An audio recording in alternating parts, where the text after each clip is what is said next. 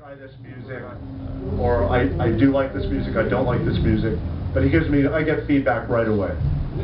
Do you watch the dailies several times, or do you enjoy the first impression? I mean, do you go with very much of the first impression? That's one thing I learned from Oliver Stone, is to always, when you watch it the first time, it's so important. So, because you're seeing it as an audience would. Once you've seen it twice, you start to take it. You get a different spin on it. So the first time I watch it is very important. I'm completely focused. I watch everything through. And I usually only watch it once. I take copious amounts of notes, and then using those notes, I go back and look at it, and then I put it together. Of course, I look at it many, many times after that, like a zillion times.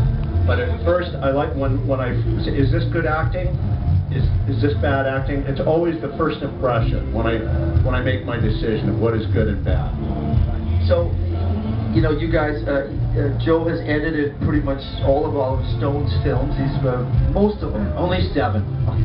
That's most of them. I mean, it's not like this guy makes a movie every 6 months. So, and you won 2 Academy Awards for those.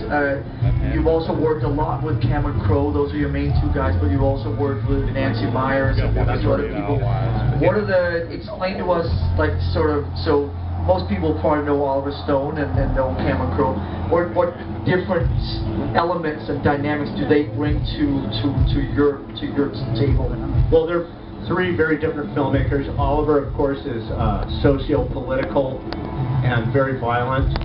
Different elements into, you know, and the main thing that we wanted to do was a narrative and put a story in there with characters and actors and all that stuff. So we hooked up with Nimrod, and he wrote the story of Trip, who's the main character, which is kind of a runner from a Metallica show, and he gets sent on an errand, and then his evening goes horribly wrong, and it's just one fucked up thing that leads to another fucked up thing for the next 90 minutes, and as you can see there, that's about halfway through the picture, and it gets worse, unfortunately. I don't know, Star Trek that takes place in the 17th century, or whatever, you know, some weird, you always have to have references, do you know what I mean?